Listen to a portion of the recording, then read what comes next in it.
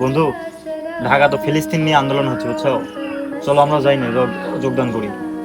তাহলে আমরা দিলে পতাকা কিনি, কিনে চল আমরা যাই। চলো যাই, পতাকা কিনি। এনামুল, ব্যবসা কিন্তু ভালোই হচ্ছে ভাই। হ্যাঁ ভাই, ব্যবসা তো ভালোই হচ্ছে। এইভাবে চলতে থাকলে তো আমাদের দিনকাল তো ভালোই যাবে তাহলে। এটাই আমাদের সুযোগ, এই ধান দিয়ে আমাদেরকে কাজে লাগাতে হবে। হ্যাঁ ভাই, তাহলে পতাকার অর্ডার আরো দেন। এই সুযোগে আমরা কামাই দিই, আন্দোলন আরো বেশিক্ষণ চলুক। এই সুযোগে আমরা মাল পানি কিছু কামাই। এনামুল, পতাকা জানবো ভাই, 60 টাকার পতাকা হয়ে গেছে 80 টাকা। ভাই পতাকা আনা যায় কও? আন্দোলন যেহেতু চলিচ্ছে, পতাকা বিক্রি হবেই ভাই। আপনি নিয়েছেন, আমরা ওইভাবেই বিক্রি করবো। এনামুল, তাহলে আমি পতাকা আনার ব্যবস্থা করি। হ্যাঁ ভাই পতাকা ছিল? হ্যাঁ ভাই আছে। কয়টা পতাকা নিবা? ভাই 2টা দিন।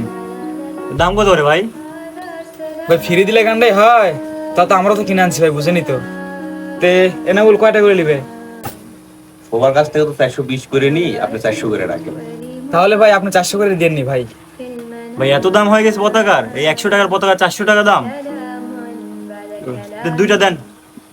এনামুল, 400 টাকা করে রেখে 2টা পতাকা দাও। لا مكان له في الوجود.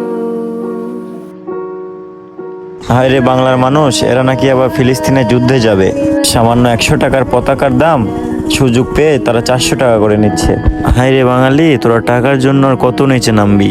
যদি পারিস ফিলিস্তিনের ইট পাথরগুলো দেশে এনে বাড়ি বানা।